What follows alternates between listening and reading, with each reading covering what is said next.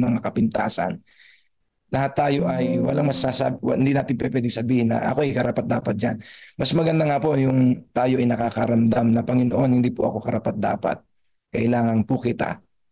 So kailangan ko ang pagdadalisay mo, Panginoon. So yung pagiging karapat-dapat natin sa pagsugo sa gawain ng Panginoon ay nasa Panginoon yun at tayo nakadepende sa Kanya. Inakailangan natin ang pagdadalisay ng Panginoon sa ating buhay. So we need the help of God, no? So yung pong pagdadalisay na yon ay ang ginawa ng ating Panginoon sa atin. Kaya dito po sa ating reading ay binibigyan po tayo ng ating manunulat na si Sister White na magiging maliwanag lang ang ating mga pananaw sa nangyayari sa ating paligid kung ating pong makikita ang direksyon ng Panginoon sa atin sa pagbibigay sa atin ng ating pong dadaanan, ng ating pong lalandasin. At dito po sa ating babasahin, ibinigay po ni Sister White yung pong mahalagang pananaw na sinasabi po niya dito, yung urgency ng malapit na pagbabalik ng ating Panginoon. Okay, so tayo rin po ay patulad ni Isaias, na ipinakikita sa atin na mayroong gawain na dapat gawin. Sino bang susugo ng Panginoon sa mundong ito? Malapit nang dumating si Kristo. No? Kung babasahin po ninyo yung readings natin, nabanggit po doon yung mga salita na tulad po ng time is short. Yan. The time is short. Now make haste. Ayan. So yun po yung mga salita na ginamit niya.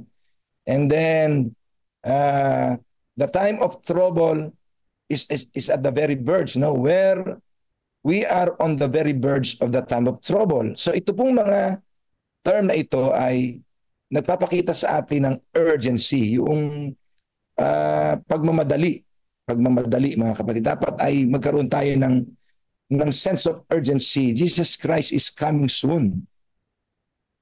At kinakailangan nating gumawa, sabi dito. Time is short, the night soon cometh when no man can work. Sabi ni Sister Wright, nagsi na ang panahon, dumarating na ang gabi na wala na tayong magagawa. So hanggat maliwanag pa, gumawa na.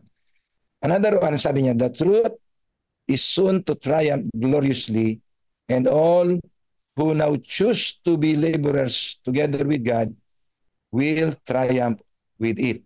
So bagamat ang urgency ay binibigay sa atin na gawin na natin ang dapat gawin sapagkat malapit na ang pagbabalik ng ating Panginoong Kristo, ipinakikita naman sa atin na magtatagumpay. Okay? So the truth is soon to triumph gloriously. So kabahagi po doon tayo mga kapatid. So urgency and the imminence of Christ's return. Number 2, the call to evangelism and missionary work. Okay? So yung panawagan na tayo ay sumangkot sa evangelism, yung pangaral, yung pag-spread ng truth at sa pagiging misyonero. Sabi po ni Sister White, let those who are rejoicing in the light of present truth. So tayo po yun, no? We are rejoicing, we have the truth or the present truth. Now, make haste to impart the truth to others.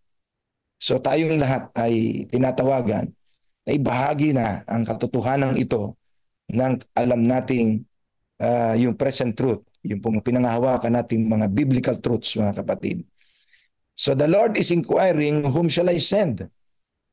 Those who wish to sacrifice for the truth's sake are now to respond, here am I, Lord, send me. So yun daw po mga nagnanais na magsakripisyo para sa katotohanan ay tutugon daw po.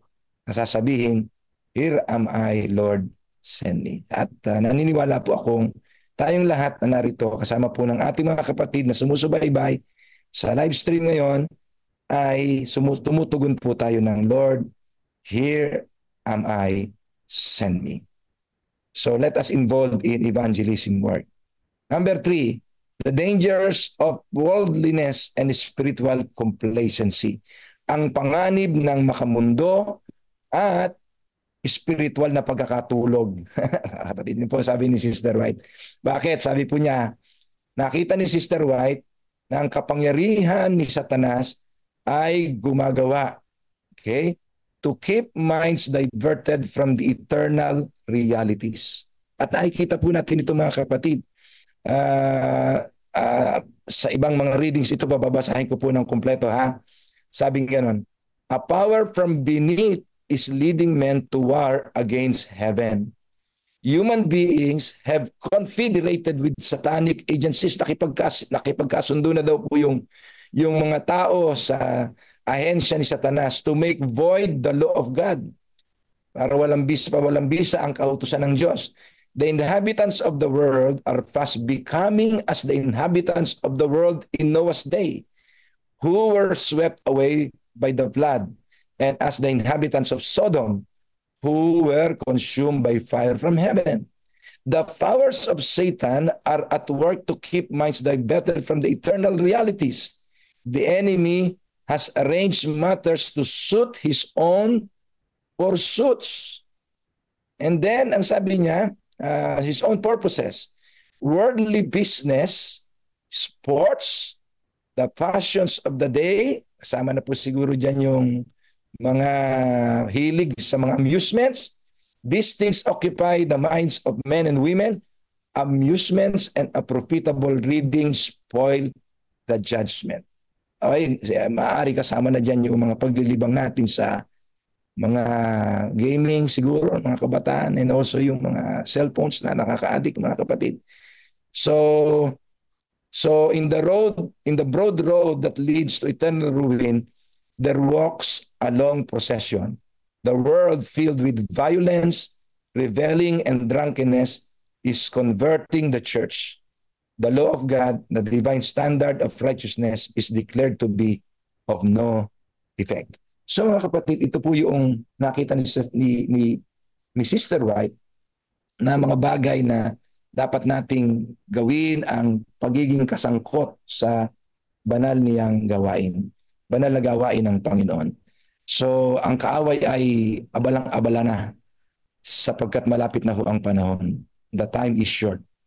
Jesus is even at the door. At kinakailangang mapahatidan ng mga babala ng Panginoon ay malapit nang dumating, padalahan ng babala ang maraming mga tao. Sabi nga po ng ating pinanonood na short video, okay, our message today is more relevant than before. Okay? Jesus is coming soon. Let us warn the world. Let us prepare to meet our God. Yun po ang sinabi sa atin. So ito po ang ating pong reading kahapon, na reflection. Meron po bang gusto mag-share ng inyo pang mga reflections sa bagay na ito? Ano ba ang inyong pakiramdam? Ano ba ang inyong nakikita sa panahon natin ngayon? Ano ba ang nakikita natin sa panahon ngayon? May panahon pa ba tayo para mag-complacency, yung dito, yung matulog sa ating spiritual na buhay? So ano ba ang magagawa natin sa ating church? I-contemplate nyo ngayon, mga kapatid. Let us contemplate on that. How can we help the church? Tayo ay dito, 31. How about the church? Kumusta kaya sila sa ating simbahan? Sige, Pastor Marlon, tataas ng kamay si Pastor Marlon. Gusto ko lang pong una sa lahat ay magpasalamat sa Panginoon at sa inyo na nanalangin. Dito po sa Area 3, mayroon pong Area 3 Women's Ministry Evangelism.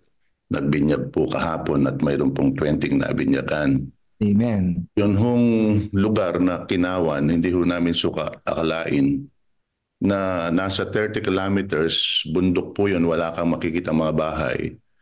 Mayroon ho isang community doon, yung Kinawan na barangay. Nung pagpunta ho namin doon ay mayroon hong 2 kilometers na rough road na yung pagkarap niya talaga, malalaki yung bato, bitak-bitak ang lupa, mahirap dumaan. Yung pong kababaihan ho natin, sa panguna po ni Sister Lolit Sescon, siya po ang president, at ang district pastor ay si Pastor Gio. ay yung pong hamon ng pangangaral ay kanila pong hinarap at kami po ay pumunta roon. Yung pangaral doon ay hindi ho namin alam na ganun katindi yung dadaanan lugar. Pero mayroong mga tao roon na uhaw sa katotohanan. Kahit umuulan ay nakikinig po may 50 katao. Kaya Mm. kahapon ay nagbinyag po kami ng 20, 20. Kaya doon ay pinapanukala na magtatayo ko ng maliit na lugar para sambahan. Nakita ko rito, Pastor, na napakaraming mga taong uhaw sa katotohanan na Amen. dapat pong aralan at ibigay ang katotohanan. Gaya nito, kung wala po nagsakripisyong mga kapatiran doon sa panguna po ng Binukawan Church, ay wala akong mangyayaring pangangaral doon. Kasi mahirap ang daan, malayo, nasa gitna ng bundok, at ay kung wala ho yung willingness na gumawa doon, hindi po mapapaabutan ng pabalita yung mga tao Mm. roon.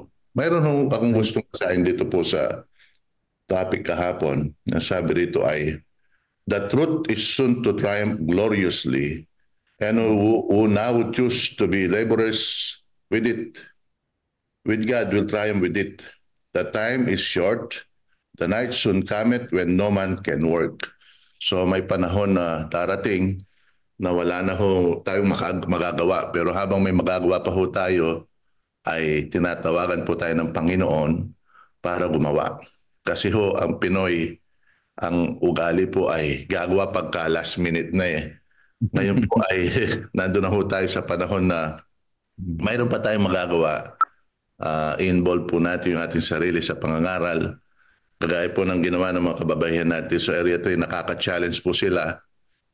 Yung pong isang kapatid o yung dalawang kapatid nasa dulo pa ng Sambales, pero nag-stay po sila doon. Wala akong signal na ang kahit anong network, walang signal doon. Pero willing po silang gumawa. Kaya nga po yung tanong ng Panginoon na sino ang aming susuguin? Napaganda nung sagot ni Isaiah, "Here my Lord, send me." Sana ganun po ang espiritu ng bawat isa sa atin. Salamat po. Amen. Amen. So, dito magsisimula po. Maraming salamat, Pastor Marlon. At dito magsisimula yung genes na yan, no? Sapagkat tayo po ay nasa presensya ho ng ating Panginoon. Praise the At Lord. tayo po ay kanyang isusugo. Okay? Yun po ang unang tagpo ng buhay ng pagiging misyonero. Let us have a personal meeting with God. At ito nga po yun ang ating pong ginagawa. We are preparing ourselves to the big, yung malaking gawain na nasa ating harapan. Gusto ko pang basahin to, Pastor Marlon, yung experience nyo na yan. Support dito yan. Sinusuportahan ng salita ni Sister White. Ang sabi niya, in every city of our land, there are those who know not the truth. And out in the broad world, beyond the seas, yung malawak na teritoryo pa, there are many new fields. Kagaya po ng iyong naranasan dyan sa Kinawan, new fields yan, in which, ang sabi niya gano'n, in which we must plow the ground and sow the seed. So, sa bawat lugar, kaya marami po tayong dapat napuntahan, baka hindi lang po yung Kinawan, Yes. marami pa pong place. Si Brother Monching ay may patotoo siya na mga kapatid ay talagang na-revive sila nung pinuntahan nila yung San Vicente na hindi pa napapasok doon sa lugar nila. Ay katulad po noon, marami pa pong lugar sa ating mga teritoryo na ay kailangan pa po natin puntahan, yung broad ground, no, yung broad beyond sa ating po mga teritoryo ngayon ay puntahan natin. Iyain ng mga kapatid, makipagkaisa tayo sa Panginoon sapagkat malapit na po siyang dumating. Okay? Maraming salamat. Pastor Ernie, meron ka bang sasabihin? Nagbukas ka ng camera mo. Yes po, magandang morning po sa lahat mga kapatid. Nais ko pong sabihin po sa inyo yung aming experience last Sabat dito po sa Larin Mission Group. Alam niyo po, ito pong Larin Mission Group ay sakop po ng BRT. At ito po ay sakop ng Barangay Bayabas, Sitio. Yung pong kanilang simbahan mga kapatid ay simple lang, pero yung pong member po daw na almost 60 ang member. Kaya sila po'y masaya na naglingkod sa Panginoon. Ito po sa panguna po ni Pastor Ramil Mendoza. Nagsimula po siya doon ng revival. At yung po mga kapatid ay talaga inspired, willing, to share the gospel to other people. At yung pong mga kapatid po roon ay katabi lang ng simbahan. Kaya ho sila ay talaga namang gustong maglingkod at kahapon ho sila po'y masaya na na-organize as mission group.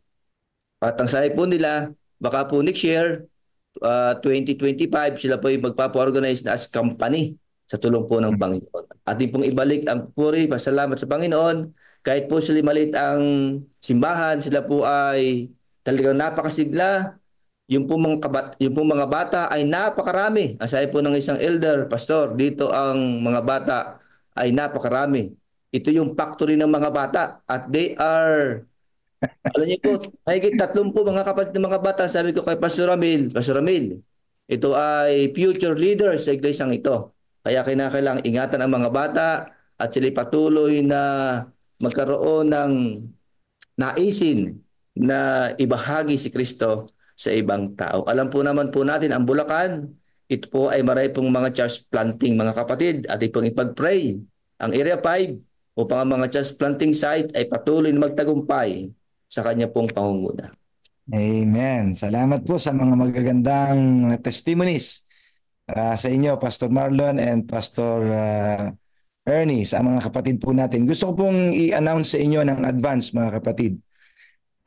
Ilo-launch po natin ang God First Morning after po ng ating constituency meeting. Ito na po yung magiging proper na po nating platform for ating devotional ng CLPM morning, God First Morning. Put God first and you will never be last. Yan po ang ating pong team. And then sa evening po ay missional evening, ang ating pong magiging devotional sa evening.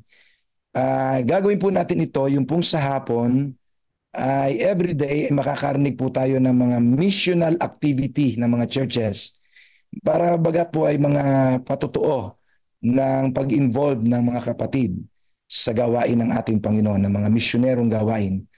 At kasabay po noon, sa oras din po na yon, ilalagay na rin po natin kung paano ginagamit ang mga pondo sa simbahan para po sa pagsulong ng misyon ng Panginoon sa inyong mga teritoryo. So yun po yung magkasabay na maririnig natin sa atin pong constituency, sa atin pong mga sa teritoryo ng CLPM. Kaya nga mga kapatid, ay hinihimo ko po kayo sa iba't ibang mga kaparaanan ng inyong pakikisangkot sa gawain ng ating Panginoon. Whether kayo pupunta sa bundok, nasa kapatagan, kayo po ay nasa bahay nyo lang, nagbibigay po kayo ng mga babasahin, anumang klase ng involvement na ginawa ninyo, maging active tayo sa misyon ng Panginoon because Jesus is coming soon. Ay i-report po niyo yun. Magbigay po kayo ng konting testimony, anong nangyari sa buhay natin, kayo ba ay nabago, anong nangyari sa karakter, nawala ba yung pagiging masung. Everything, mga kapatid, na idinulot sa inyo ng pakikisangkot sa gawain ng Diyos at pagsisimula ng inyong buhay sa araw-araw ng inyong pagkikipagtagpo sa ating Panginoon. So you will tell the story, mga kapatid, of your life tungkol po sa inyong pakikipagniig at pakikipagtagpo sa Panginoon araw-araw at pakikisangkot sa kanyang banal na gawain. So ito po ina-announce ko sa inyo ng maaga at sana po paghandaan po natin na mas marami pa po tayong ulat na maririnig at tulad po ng narinig natin yun kay Pastor Marlon ay kay Pastor Ernie. Alam ko marami pa po yan at mahihigsing mga kwento ang ibabalita natin sa buong kapatiran ng Central Luzon Provinces Mission. Ang bilis po ng oras. 5:01 na ho ng umaga. Tayo po ay dumating na sa oras ng pagsisimula ng ating 40 days of prayer ng ating pong Central Luzon Conference. Good morning, God First Morning sa everyone. Sa ating lahat na nasa Zoom, 40 na po tayo. At sa lahat ng mga kapatid na nakatutok sa atin sa FB, Livestream, and YouTube. Pagpalain po kayo ng Panginoon. In a few minutes, tayo po ay nadako na sa ating pong 40 days of prayer program.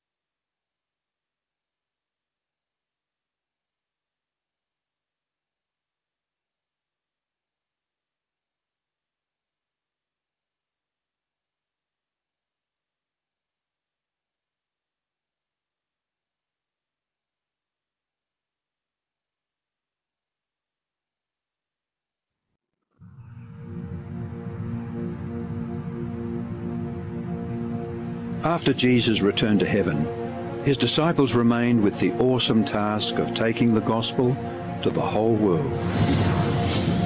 Filled with the Holy Spirit, these men and women proclaimed the message they had received with boldness and power, reaching out to all corners of the then known world. But it was not without great opposition, first from the Jews, then from the Roman state. Many Christians were faithful to the point of death, suffering torture and humiliation from cheering onlookers at the Circus Maximus and Colosseum in Rome and throughout the empire. However, the blood of the martyrs only paved the way for the further spread of the gospel. After years of persecution by the Roman emperors, one of them, Constantine, professed conversion to Christianity in 312 AD. Now Christianity became popular, but it resulted in many pagan practices and symbols entering the church, particularly in Rome. The Bishop of Rome assumed more and more power and authority and began to oppose and oppress all who recognized Jesus alone as the head of the church and who accepted the Bible alone as the supreme authority. To escape this increasing persecution, God's true people withdrew to the wilderness areas of Europe. In northern Italy, the Waldenses took refuge in the mountains. While many were slain, the light continued to shine in the darkness. God was still in control, and he began to raise up men like Wycliffe, Huss, Tyndale, Luther, Calvin and Zwingli to stand for his truth. They stood for the Bible alone, faith alone and Christ alone. In 1798, in fulfillment of Bible prophecy in the book of Daniel, the religious and political supremacy of the Roman Church was temporarily reduced when General Berthier removed Pope Pius VI from his throne. Consequently, in the decades that followed, there arose a great awakening of interest in the prophecies of Daniel, and many were convinced Jesus was soon to return. In the United States, the Baptist preacher William Miller was joined by hundreds of other preachers in their expectation of the return of Jesus in 1844. However, when Christ did not return in 1844, further Bible study led a small group to discover that Christ's ministry in the heavenly sanctuary was an explanation for their great disappointment. They discovered that the Bible taught that the seventh day was the Sabbath that Jesus had set aside for his people. Slowly they came to understand that their mission was to preach the three angels' messages of Revelation 14. Their goal as Seventh-day Adventists was to preach with power the everlasting gospel and to prepare the world for Christ's return. More than 160 years have now passed, years that have brought 2 world wars, numerous military campaigns, financial depressions, the rise of atheism and secularism, as well as a booming world population, with natural disasters increasing in frequency and intensity. Today, the Church's mission and message is more relevant and urgent than ever in its history. Jesus is coming soon, and the world must be warned. Prepare to meet your God.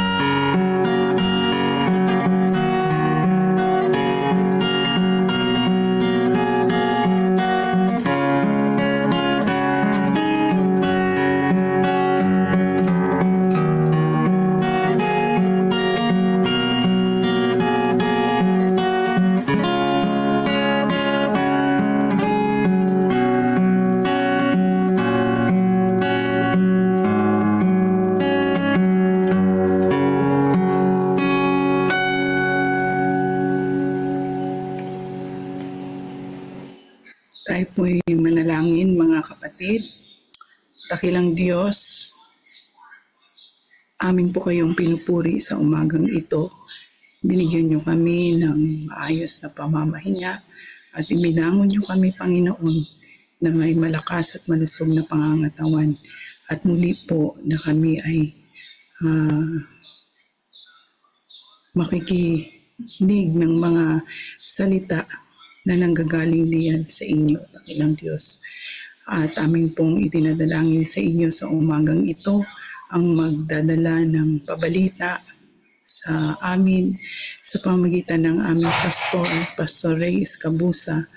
Nawa, Panginoon, ang katalinuhang makalangit, ang karunungan makalangit ang siya ninyong ipagkaloob, ibuhos ninyo sa kanya, Panginoon, na ang lahat ng kanyang sasabihin ay manggagaling diyan sa inyo at ito ay maging kalakasan namin sa aming patuloy na paggawa at paglilingkod sa inyo. Maraming salamat sa platform na ito, Panginoon. Bagamat nagkakalayo ang bawat isa, ay ngayon ay naging malapit po kami at nagkasama-sama, Panginoon, upang ikaw ay purihin at sambahin sa umagang ito. Amin din pong dinadalangin sa inyo, sa inyo mga kaming nasumpungan, nagkakasala, nagiging marumi ang aming mga puso't isipan. Kami nawa ay inyong patawarin, Panginoon. Maging karapat-dapat kami na tawagin na inyong mga anak. Maraming salamat sa pagkakataong muli na ikaw ay aming makasama sa pamamagitan ng aming devotional na ito. Patuloy na pagpalain ang lahat ng mga nandirito at kami po, dakilang Diyos, ay makinabang spiritually sa aming pong makinig, na mapakpakinggan. Ang lahat mong ito ay aming dalangin, alang-alang sa matamis na pangalan ng aming Panginoong Yesus. Amen. Magandang umaga po sa ating lahat, Central Luzon Provinces Mission. Sa umaga pong ito, tayo po ay magpuri sa ating Panginoon. Magpasalamat sapagkat tayo ginising na taglay ang buhay at lakas at may masayang puso. Sa umaga pong ito, ang mangunguna po sa ating pong devotional, pag-aaral ng salita ng ating mahal na Diyos, ay ang South Bataan District ng Area 3. Ako po ang inyong lingkod, ang magpapakilala sa mga nagsiganap at magsisiganap pa sa umagang ito. Sa umaga po ito ay pinanguntahan tayo ng meditation ng Limay Church sa katauhan ni Brother John Rafael Lopez. Pambungad panalangin po ni Sister Josephine Soriano ng Hellview Church. Bago po natin ipagkakaloob sa atin pong district pastor na si Pastor Ray Escabusa ang mensahe ng Panginoon para sa atin, ay pagkakaluban po tayo ng mensahe ng awit para sa Panginoon, na ipagkakaloob po ito ng Maribeles Church sa katauhan ni Brother Andre Pineda. After po noon, mga kapatid, ay ipagkakaloob na natin sa ating pastor. After po ni pastor, tayo po ay dadako sa atin po mga prayer room. After po ng prayer room, tayo po ay dadako sa ating closing song and closing prayer po ni Elder Jojo Suaso ng Biyaan Church. Pagkakalob na po natin ang ating special number. Marami pong salamat at purihin ang ating mahal na Diyos.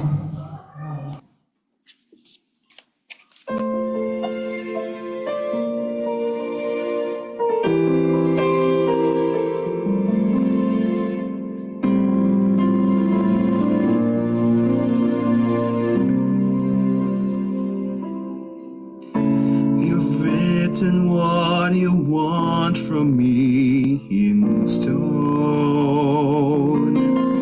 a reflection of your character alone. So I try to keep your laws without regret, but I'm easily distracted and forget. So write them on my heart, seal them in my mind. The beauty of your law and grace grace combined. Remind me just how lovely your commandments are, and write them on the tablet of my heart.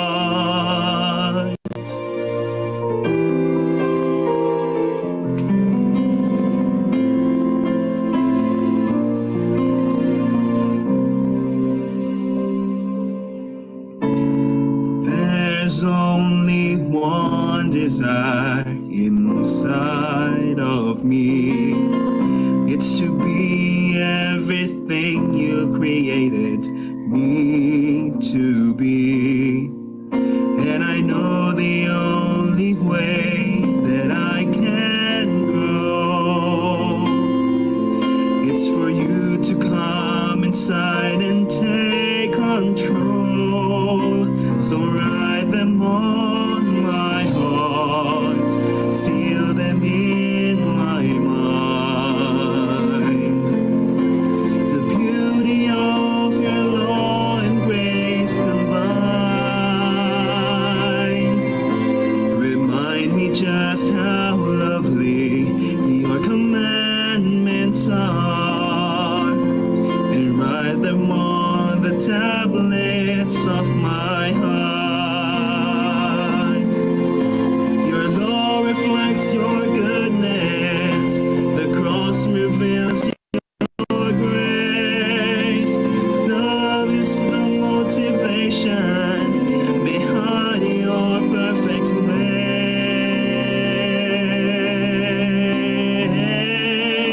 So write them on my heart, seal them in my mind. The beauty of your law and grace combined.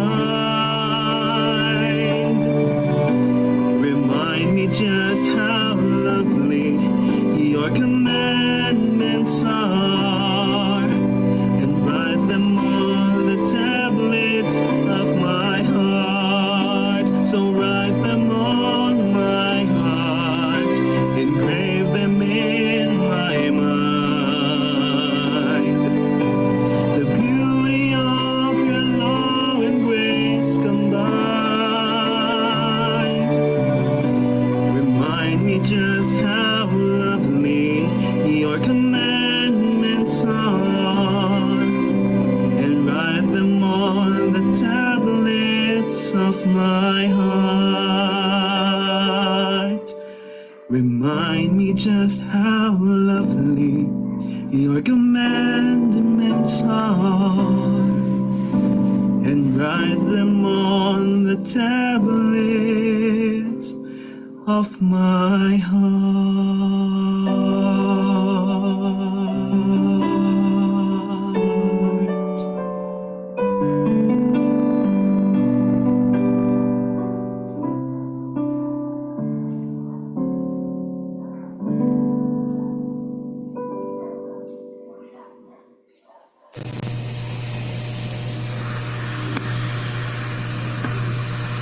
Happy God First po sa ating lahat mga minamahal na mga kapatid. Tayo po ay nasa 30 days of reading na po sa ating po 40 days of prayer. At tayo po ay nasa chapter 8 pa rin ng Counsels for the Church, na ito po ay isinulat ng ating pong kapatid at kinikilalang propetesa ng ating Panginoong Diyos, na walang iba kundi si Ellen White. So, ang akin pong subtopic sa umagang ito mga kapatid ay pinamagatang Your Talents, Fit and Need. Subalit, atin po itong babasahin sa wikang Tagalog. Yung sabi po rito, ang iyong mga talento ay lapat sa pangailangan. Ang Panginoon ay may lugar para sa bawat isa sa kanyang dakilang plano. Ang mga talento na hindi kinakailangan ay hindi ibinibigay. Kung ang talento ay maliit man, may lugar ang Diyos para dito. At ang isang talento na tapat na gagamitin ay magagawa ang mismong gawain na itinakda ng Diyos na dapat nitong gawin. Ang mga talento ng mga mapagkumbabang tao ay kailangan sa house-to-house na paggawa at maaring magtagumpay ng higit pa sa mga magagarang kakayahan sa gawain ito.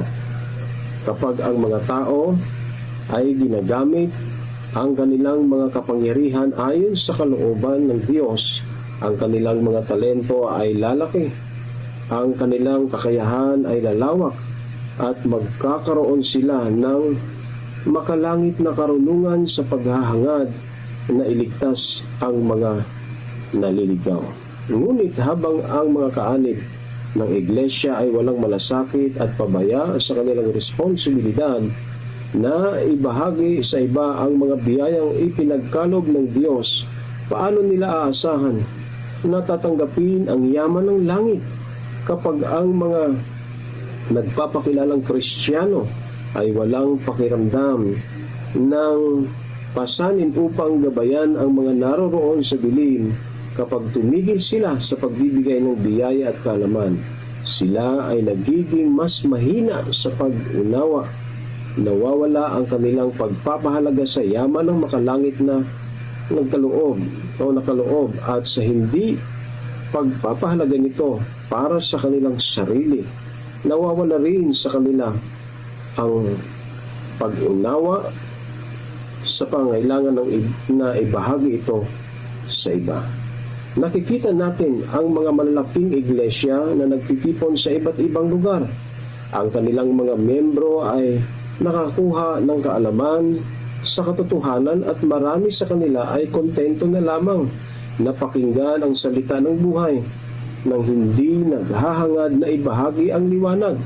Mayroon silang kaunting responsibilidad sa pag-unlad na gawin at kaunti ang interes nila sa kaligtasan ng mga kaluluwa. Sila'y puno ng sigasig sa mga bagay na kamunduhan, ngunit hindi nila dinadala ang kanilang relihiyon sa kanilang lugar ng hanap buhay. Sinasabi nila ang relihiyon ay relihiyon at ang negosyo ay negosyo. Naniniwala silang may kanya-kanyang lugar ang bawat isa, ngunit sinasabi nila, hayaan na silang magkahiwalay. Dahil sa mga pagkakataong hindi pinansin ang maling paggamit ng mga pribilehiyo, ang mga kaanib ng mga iglesia na ito ay hindi lumalago sa biyaya at sa kaalaman ng ating Panginoon at tagapagligtas na si Jesucristo. 2 Peter chapter 3 verse 18. Kaya't sila ay mahina sa panampalataya, kulang sa kaalaman, at mga bata sa karanasan. Hindi sila matatag at nakaugat sa katotohanan. Kung magpapatuloy sila sa ganitong kalagayan, tiyak na madadaya sila ng mga maling akala ng mga huling araw, sapagkat wala silang espiritual na paningin upang makilala ang katotohanan mula sa kamulian. O mga minamahal na mga kapatid, napaganda po ng ating reading. Ito ho ay nagpapaalala sa ating mga minamahal na yung atin po palang mga kaloob o mga talento na ipinagkatiwala sa ating pong mahal na Diyos. Ito po pala dapat ay atin pong ipagyayaman, no? Dapat pala masaya nating ipinapagamit ito sa banal na gawain ng ating pong Panginoong Diyos. Sapagkat napakabuti ng Diyos, sapagkat hindi pare-pareho ang pagbigay po niya ng mga talento sa atin. Para makita po niya, mga kapatid, na tayo pong lahat, na bagamat hindi tayo pare-parehas o pare-pareho ng mga talento, nagtutulungan tayo, nagkakaisa tayo para ilaganap ang ebanghelyo ng ating Panginoong Hesus. Kaya gaano man kaliit, mga kapatid, ang ating talento, huwag ho tayong madi-discourage, no? Sapagkat wala pong malaking gawain na ito po hindi nagpapasimula sa maliit na mga talento na ito po'y kanila pong ipinagyayaman at sila po'y nagiging tapat na gumagawa sa gawain ng ating pong Panginoong Diyos. Kaya nga mga minamahal, napakalaking bagay na atin pong pagbubulay-bulayin mga kapatid, no? Na yung atin pala mga talento, kapag ito pala ay atin pong masayang ipinapagamit sa gawain ng ating Panginoong Diyos, no? Ito pala ay mas lalo pong madadagdagan pa at mas lalo pong pinagpapala ng ating Panginoong Diyos, at higit sa lahat maihanda ang bawat isa sa atin sa mas malaking gawain na Kanya pong inihanda para sa bawat isa sa atin. Kung tayo po daw po ay magsasawalang bahala sa maliit na nga yung ating talento, tapos tayo po ay nagsasawalang bahala pa, mga minamahal, no? Hindi natin ginagampanan yung ating pong responsibilidad, hindi natin ito ginagamit sa gawain ng ating Panginoong Diyos. Ang sabi rito mga kapatid, kapag ang kaanib daw ay magwawalang bahala at pabaya, no? Walang malasakit sa pagpapalaganap ng Ebanghelyo na ipinagkaloob ng Diyos, ay mawawala na din sa kanila ang pagnanais na gamiting higit ang kanilang mga talento. At ang sabi rito, kapag ka itinigil din nila ang pagbibigay ng biyaya at kaalaman buhat sa Diyos, sila mismo ang unang manghihina, no? At mawawala ang kanilang pagpapahalaga, no, sa yaman at makalangit na kaloob ng ating pong mahal na Diyos. Kaya kung tayo po nananais mga kapatid na lumago sa ating pong espiritual na kalagayan mga kapatid, ay pinakailangan na ating pong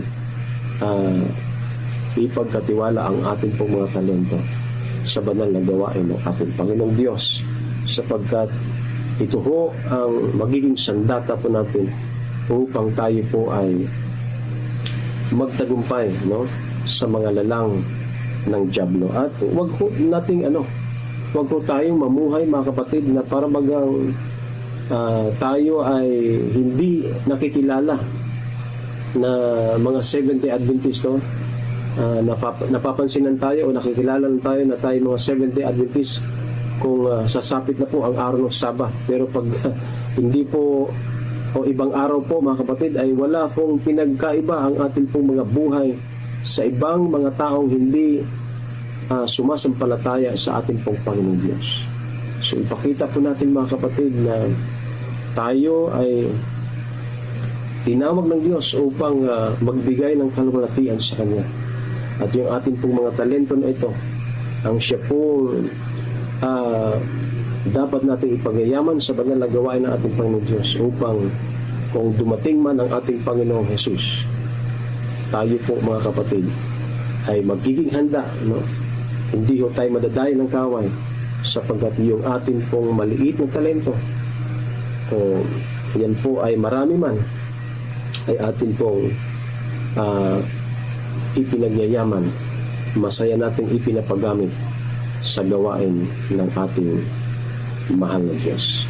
So mga minamahal, nawa ang simpleng reflection po ng inyong pong lingkod sa umagang ito ay magsilbing inspirasyon ng bawat isa sa atin, na tayo po ay patuloy na mamuhay, na atin pong ibahagi ang mga talento o mga kaloob na ipinagkaloob sa atin ng ating pong mahal na Diyos. Pagpalain po tayo sa umaga ito. Amen. Amen po. Amen. Ano po masasabi ninyo mga kapatid? Amen. Amen. Napakaganda po, Pastor. Morning Ayan. po. Apo. Ang ganda ho ng ating pong reflection ngayon. Ano? Maiksi lang po yung reading na ito mga kapatid, pero ito ho ay isa sa pinakamagandang encouragement sa ating lahat, na ang iglesia ay mayroon pong gagawin talaga wala tayong maidadahilan na tayo po ay walang may contribute sa misyon ng Panginoon. Maliit man po ang talento, saan man bahagi, pwede tayong makisangkot, mga kapatid. So that is for our own good, para sa ikabubuti na natin mismo, para lumago tayo, lalo pang dumami, mag-increase pa yung mga iba pang kakayanan na ibinigay sa atin ng Panginoon. So tayo po'y dadako na sa ating pong prayer band. Nais ko po sa inyong i-project ito, i-share ito. Atin pong isama sa panalangin. Day 30 na po, mga kapatid.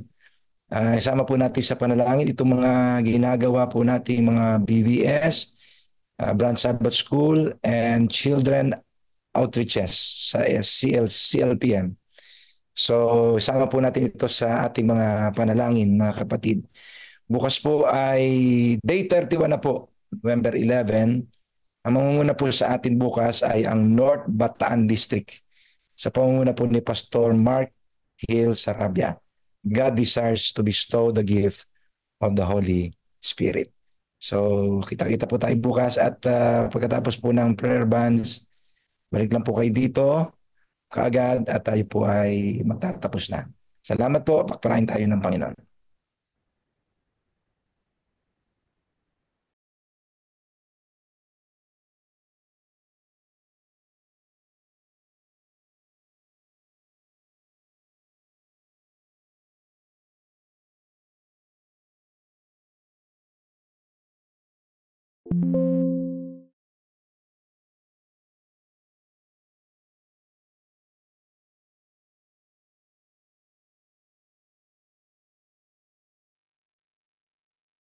Gandang umaga po sa ating lahat, mga minamahal na mga kapatid. Good morning po. Good morning. Po. Good morning. Meron po ba kayong mga gustong isama sa atin pong mga panalangin? Isama po natin sa panalangin ang Malolos Church kasi meron po kaming panukala by next year na i-renovate ang Malolos Church dahil po palagi na lang po siyang binabaha. Okay. Pag high tide, mataas po ang tubig sa loob ng church. Sama po natin sa dalangin. Pati po yung aking kapatid aming kapatid sa pananampalataya na si Brother Mel de Dios. Nagkaroon po siya ng sakit na hanggang ngayon ay hindi pa gumagaling. Dati po siyang masigla sa gawain, isa po siyang diakono. Kaya po sama po natin sa ating panalangin. Brother Mel de Dios? Yes po. Okay po. Sino pa po ang nagdanais na yes, sige po. Good morning po. Isama po natin sa panalangin ng Hariendo Church dyan sa Bungabon po. Sa kanilang bagong tayong simbahan ay nangangailangan pa sila ng mag-solicit para sa ipagpapatuloy ng paggawa. Marami pang mga pangailangan sa kanilang church, kagaya ng mga upuan, mga ganyan, mga halos nagkaroon lang sila ng bubong, pader, may grills, kaya marami pang kailangan. Nawala yung hose. Hose ay nawala. Mga kapatid, sandali lamang po ay nagkaroon ng technical sa CLPM.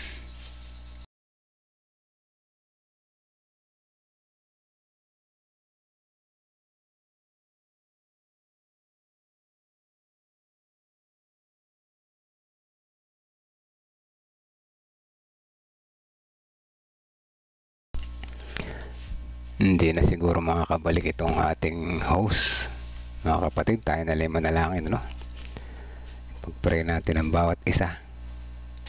Nagandahan nito ay may host kanila, may host din tayo dito. Dalawa. Mawala man sila, buhay pa rin tayo. Sige po, ituloy natin. Maganda yung message. Ito lang mga kapatid, simple pero maganda. Gamitin natin ang talento. Dahil pag ginamit natin yan ay lalago.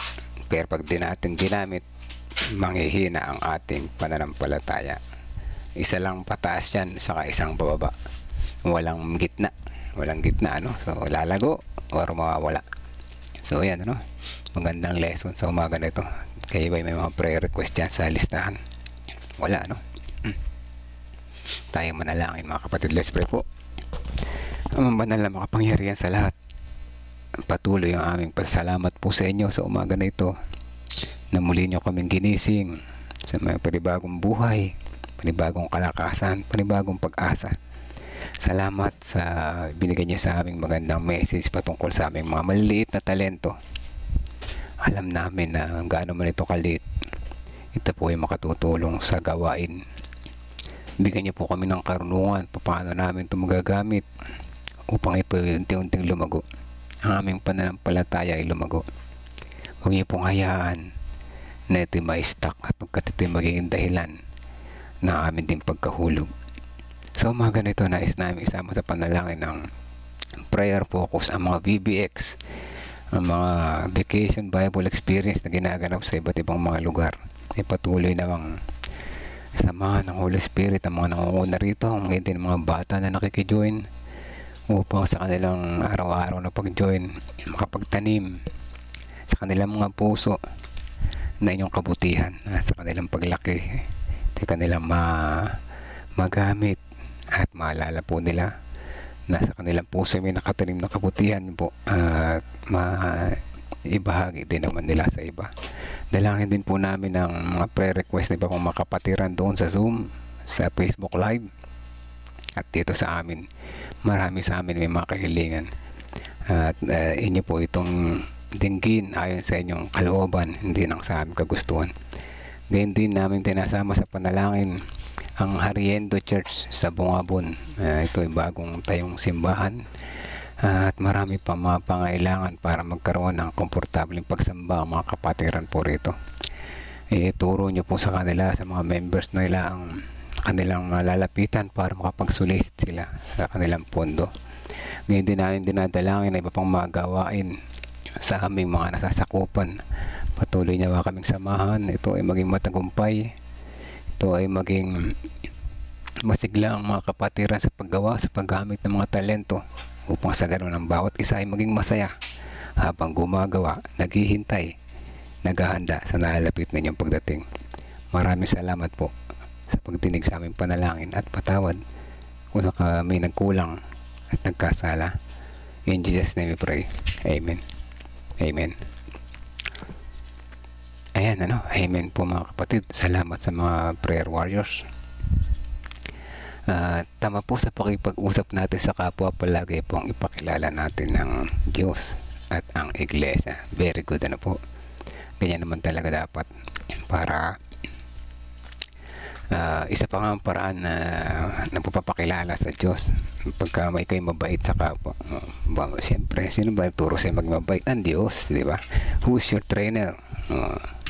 God or Jesus is our trainer. Kaya minsan may sa school ng anak ko, sa kwento niya tinatanong siya, ano bang religion mo, ba't ang bait mo? Adventist kami. Di ba? Proud to be Adventist. So ayan, ano, hindi na nakabalik yung Zoom. Palagay ko na wala ng kuryente or something doon sa kanilang main, ano po. So ayan, ganun pa man, ituloy naman natin ang prayer. Good morning sa lahat na nandyan, sa mga pumasok sa live, sa mga nasa background. Good morning po, Sister Elizabeth Rese, si Nanay Nerissa, good morning po sa inyo. Sister Beulah Kakanando, good morning po. Ate Lorna, ayan, si Sister Teresita, Sister Belinda, Kuya Melchor, ayan, si Sister Vicky, Sister Maricel, si Ate Bebe, Sister Shirley, Ate Revi, ayan, si Ate Christy, Ate Sally, andyan na lahat sila, no? Ma'am Femi, good morning po sa ating lahat. Hanggang bukas po muli. Sa pagkain natin, madami nagtatanong agad. Oo nga, no? Kala Muslim tayo, ano po? Hindi po kami Muslim. Ayan, hindi po kami Muslim. Kami po ay gustong maging Islam, pero hindi Muslim. Grabe, no? Gusto lamang maging Islam, ano? Pero hindi Muslim. So, ayan, ano? Nawa sa ating pag-araw-araw. Kaya yung mga talento, importante gamitin. Paunti-unti lang yan, pero pag ginamit ay lalago. Ano po? Maaga pa, pero ganun pa man. Ay magkita-kita tayo ulit bukas ng umaga. God bless po sa bawat isa. Salamat sa mga prayer warriors, salamat sa mga nag-share. Day 31 na bukas, 10 araw na lang. We will see kung makakabalik tayo sa dati nating devotional. Mas gusto ko yun. Pag-usapan namin ni Pastor kung ano yung plano niya. Pero mas gusto ko yung dati nating setup. Siyempre, ngayon naman naki-join tayo sa 40 days of prayer. Pero okay din naman yung 40 days. Pero kung ako ang papipiliin, siyempre, mas gusto ko yung sa atin. Diba? Ayan, God bless po sa bawat isa.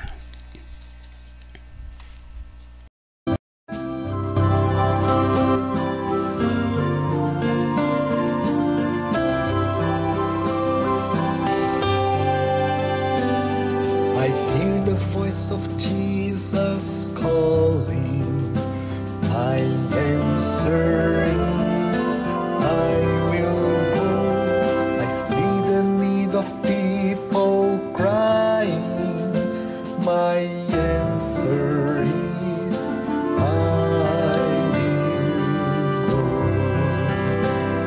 I go to share the message of love. I go to share the blessed hope. But if I get discouraged, I call to Jesus' help.